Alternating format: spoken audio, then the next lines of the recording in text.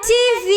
Mune Zimbabwe vanhu vaya vatanga manje uyai munzwe nyaya iri panapa iyi vedu wezvi zvikuitika kuZimbabwe ka unosvika pachikamu chekuzorora wega kutadza kunyazonzwisa kuti nyika iyi ndeyedu iri kutongwa nevatema here kana kuti tichiri mumaoko evadzvanyiriri. Nhasi ndiri kusangana nenyaya yandanzwa yekwa Blessed Mhlanga Job Scaler pane zvaitika ikoko. Saka kana tichinge tatosangana kudai so ndiri munhu asingatambise nguva ende ndiri munhu asingatenderere, ndiri munhu futi asina secret. Kana uchiziva kuti unodedzera kuti pasi neZANU-PF izve so pane zvatoitika.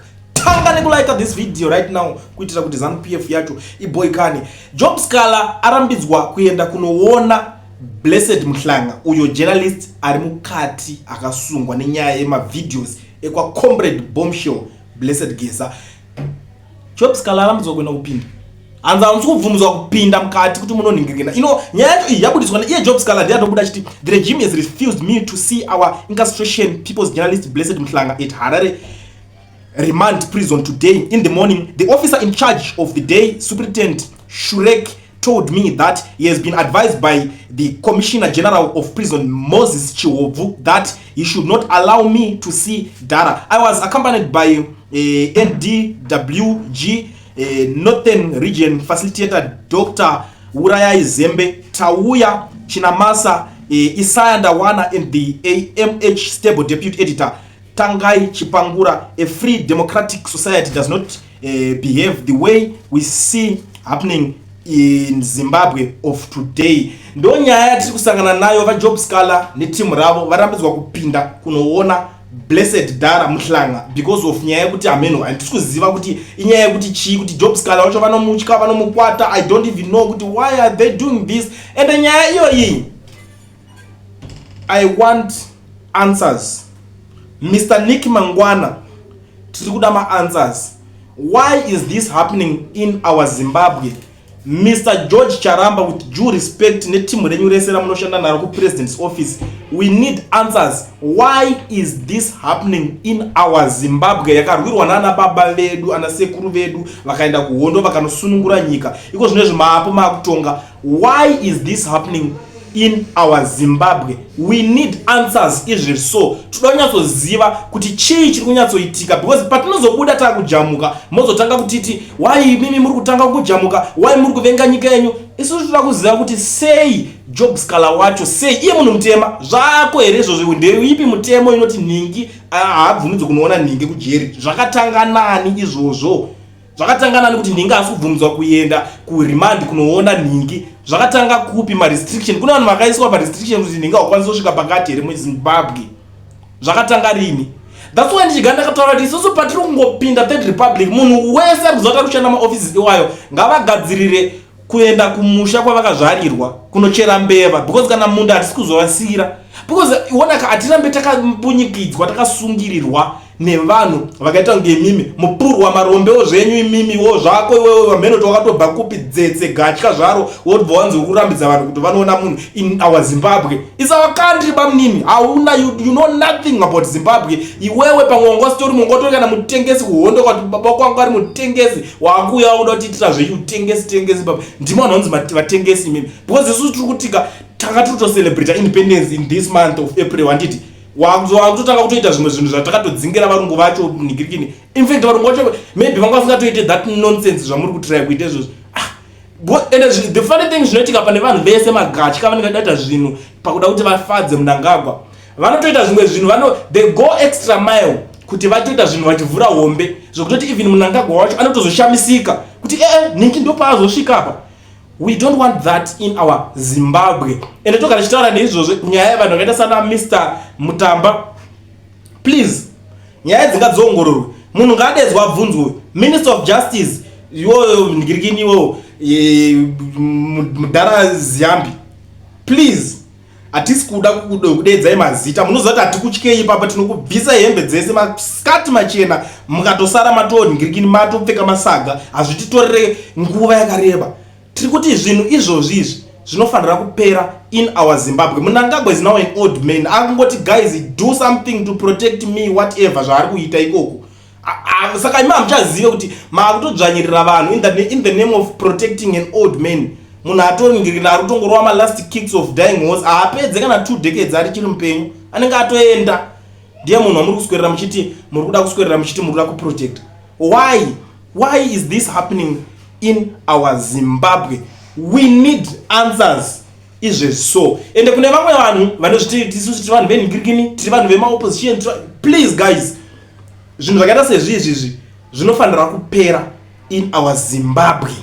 Team rese kungava muri team because most of the times vanobuda mundarageza achitaura nyaya dzakaita sedzidzi ndo zvinhu zvatinenge tichitocomplainawo kuti tiri kufesa maproblems akadai so chakati tiri kuitika kuZimbabwe tikaramba tichizvirera toramba tichiitirwa zvinhu zvisina basa nevanhu ivavo tozopedzera taakusekwa kunzi mimi vanhu vegeneration iyi manga muri madzungairwa maiitirwa zvinhu zvakadaro sei mugoramba makanyarara. Ndo nyaya yatinoda kuona iyoyo. Kunofanira kuitika something. That guy arambidza munhu iyeye anofanira kuanza for this. Infe kana akada kuramba tobva tanodzokera kuna munhu akarambidza kupinda wacho toti baba munini makadzinani muisire vanhu ma-restriction. This is our Zimbabwe and hapana pamungauya mukativhurira any constitution yatisingazive in our Zimbabwe makatitaura kuti inorambidza munhu kuti apinde kunoona munhu. We are sick and tired of that nonsense.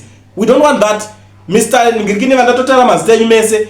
We need answers. I know you are watching me right now. We need answers. Tisati tatanga kujamuka, tisati tatanga kubhabauka, and you know it and you will not like it. Handisi kuda zvekufonerwa muchindibvunza zvinane basa rese, tiri kuda ma-answers. Handisi kuda kuti muzoya muchindinhingirikina nditambe nemisiyana nekundifonera. Ndiri kuda kuti mutipindure ma-answers kuti sei zvinhu zvakadai zviri kuitika in our Zimbabwe. MaZimbabweans ndo vari kudimanda ma-answers. I think ndatopedza nemi so. Kana zvingori muSouth Africa muri yeZimbabwe uchida kuvhurirwa FNB business account obva waregisterwa company pana vanonzi Mukoma Owen ve-Education Research isasha shasha inopedza basa inongovhura kawandi kungoti business rako roregistrwa wovhurirwa FNB business account. Zvakutofamba wakutoita matransaction ako zvakasiyana siyana. Contact them on the numbers that are showing on the screen. Ndagara ndakaisa flyer kudhara manga muchiverenga zvese zviripo maservices avanokwanisa kuita bookkeeping wakutoitirwa zvinhu zvako. Karema wabata muti ndanzina kuliende muri kuningina. Even if you are outside South Africa muri kwanza ngobatsirwa usina work permit chinongodiwa chete i valid passport chete. So contact him iko zvinezvi. Contact them vakubatsirei. It's a big company but vangoswera kuti maZimbabweans tiri kubatsira. We are giving back to the society. Unongozongono bhadharo mbijana hakuna chemahara kazvinhu zvese zvinongodawo mari hakuna kuzoenda muchinyeberana kuti vanongokuitirawo mahara. Unongoziva kuti makampani zvine zvida kuti iwo zvinhu zvako zviende kumberi asi kana wakaomera uchangoramba uri kungoshandiswa unongoziva kuti kana uchitoda tenda muSouth Africa unoda registered company. So ndokubasa kwawo kana uchinge maonawo mabasa acho mazopinda mabusiness acho mazovhura or whatever kana kuti wagara nebusiness rako rakasheka rakadona contact me ipapa ndikuadvertise sutisu matop advertiser unozongoyawo chegume kuti uzongoti uri kuzondisira pa People's Channel saka isusu chingonda advertise mahara.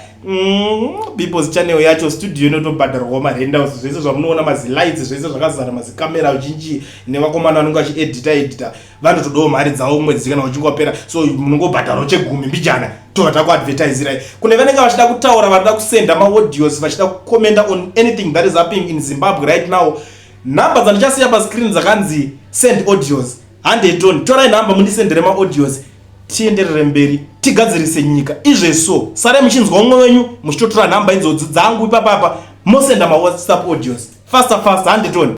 Mukoma Kileni inini ndinokutaura kukuru kwandisingazivi kuti kutaura uku kwantinako kuchazopererepe nokuti tinokuchema kwakanyanya kunyanya munzvimbo yedu yatinobva yakaita semunana Mwenezi West. Mwenezi West ndiye inobata vana maranda idzi zvichiendawo mukati momo handiti tichiuya kusaidi rekunoona naBed Bridge.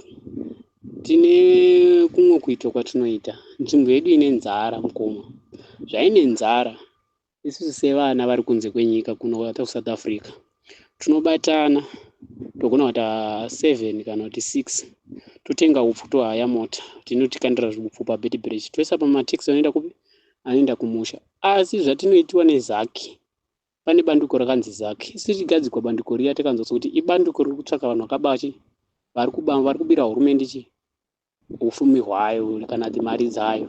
Asi tichiona Zaki yauya kwatiri haisisiri kuti iZaki yakutsvaka vanhu ivavo nokuti izvezvi tiri kungoona vana chivhayo vari kuzvidyira mari dzavo vachitenderera vana kuda kwachitagura vadya mari vachitenderera ndiri.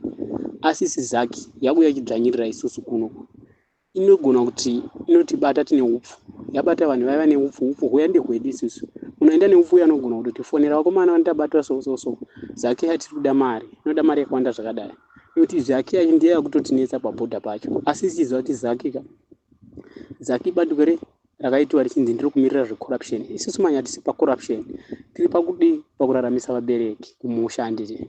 Then tichoita mumwe mubvunzo pokuzvibvunza kuti isusu pachezvedu saidi rekunana Masvingo kuchiva kuno kunana Matebeleland nana Mwenezi, hationi tichirarama tiri muZimbabwe, tinenge torarama tiri mune imwe Zimbabwe iyo yatisingazivi, nokuti upenyu hwatiri kurarama nokuti nyaya dzatinenge tinadzo dzakawanda, ende maodhi atotichisawo hakuna kwanoenda kuti tikwanise kuwana rubatsiro, tizive kwatinogumira kuti rubatsiro togwana kupi. And then tabva ipapo tine nyaya yematransport, tine nyaya yemarodi, tina MP wedu atinaye busy, ari busy kuti zvirimira papurazi pake. Izvi zviri kubva zvakavhutirwa nevanhu, hapana munhu akambomboona kana tiudi, asi pakauya patikataura navo chivaudza kuti imi mamuona zvezvo muchiti muri weZANU-PF, isusu tiri vechidiki, isusu takadai soka, isusu hatidi zvokuudziwa kuti ndichakuitirai zvakati, itai zvatinoona. Zvibhora hatina, tine mombe dziri kufa. Izvi zvino kana takagara une mombe unotofosedzera kuti unotsvaka kana kuti $10 yogadzirisa chibhora kuti mombe dzako dzikwanise kumwa ipapo. Anozva apa asi MP uripo, mapaipi acho kwatomowana hatina, kwatomowana mapaipi ezvibhorani hatina, munhu unotimiririra, kuti transport, kuti mvura inotinetsa nzvimbo iyoyo isingambodeti. Ende zvakadaro sizvozvo kanzuro yacho iri koko inotoita zvimwewo futi zvinodogwadza futi kana kuteerera futi, nokuti tikadoti titaure kuti kana pane vamwe vanokwanisa vachiziva nzvimbo inonzi Mwenezi West munana Maranda, zvandataura izvi kaizvi vanogona kutitsinhira kuti zviri kuitika chokwadi, asi kuti kokuti tizive kuti tiri kurarama tiri muZimbabwe here kana tiri kurarama tiri kune imwe nyika, hatisi kuziva kuti ndiyo Zimbabwe yacho here kana kuti zviri kuitika kune imwe nyikawo, asi zvichiitika munyika munzvimbo yamatogara.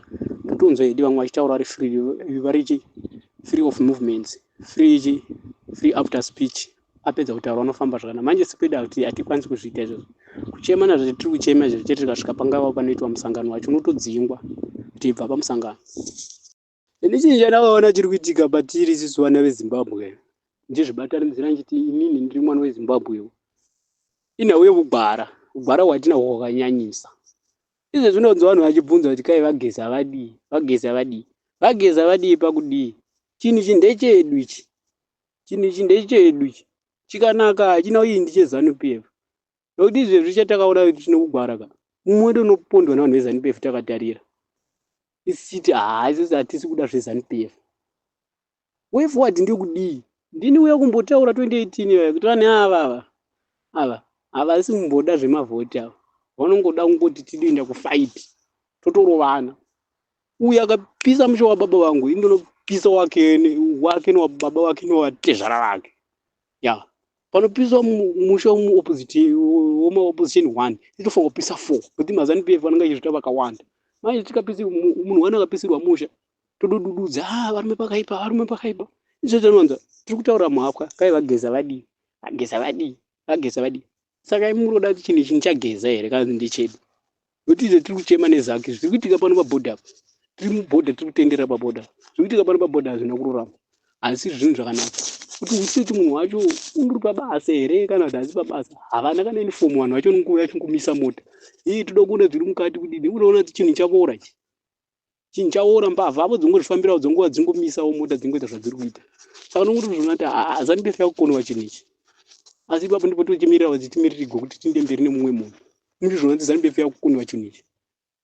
Ngotadza kuona kana varume takasimba chaicho, ngoona varume vakasimba tikadzibata kuti kamboti kakakakakakana kuti mukwangu vanosvika kana 5 chete, unodududza noziva kuti ava vanhu havachada kuite zvokuti kai vageza ngavadai masoja, ngadai masoja handivapiwo vamwe vacho.